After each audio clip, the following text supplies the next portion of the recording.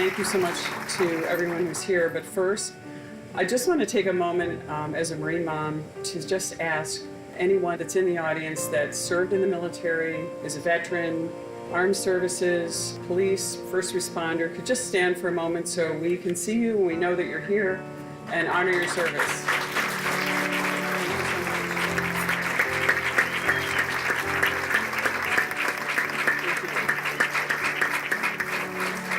Without you, and on our both on our international and our domestic home front, we wouldn't be able to have the free speech that we have today.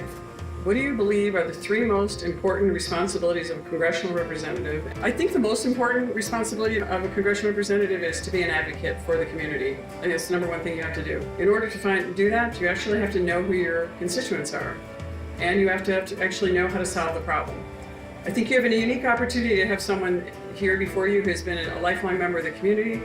I have practiced law. I have run a family business. I know what it's like to struggle to make payroll.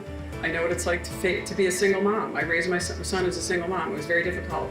I had my parents across the street. We're both very ill and sick, and I cared for them while I cared for my son and tried to keep our family business going. I think people who've been tested in that way are going to be better representatives and understand and be more sympathetic. I come from a family that in our past, we have a lot of people in agriculture, people that work in those businesses, and I think that's a really important thing to preserve. I also, obviously as a Marine mom, said it a few times, I'm very proud of my son, but he worked really hard.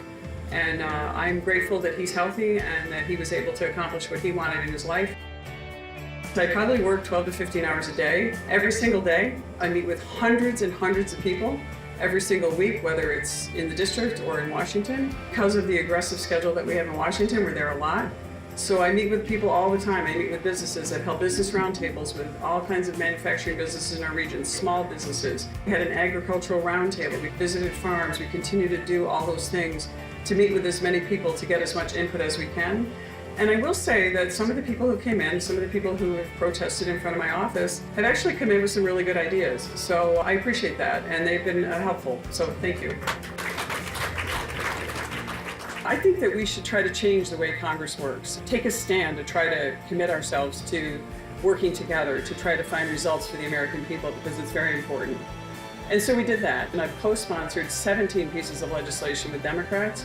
I meet with my Democratic colleagues on that side. We try to find common ground. We're trying to work together, and they have a lot of great ideas. All I want to see is our middle class have an opportunity to have affordable care, not just have an insurance card, but actually have option to see a doctor, not be prohibited by huge deductibles and high costs. At the same time, in a community like ours, we have high Medicaid, and that's because we have a lot of people who are poor and needy, and we need to protect that as well. Repeal, replace, repair, I'm fine if it's repair. Let's repair what we have here. A lot of Democrats maybe feel more comfortable with the word repair. Let's repair it. My mission was to represent my district. This district is very important to me. I've lived here my entire life. I live in the house across the street from the house I grew up in. My neighbors are some of the same neighbors I knew when I was a child. So this community means a lot to me. Our family business was founded here. Went to high school here. My son went to the same high school.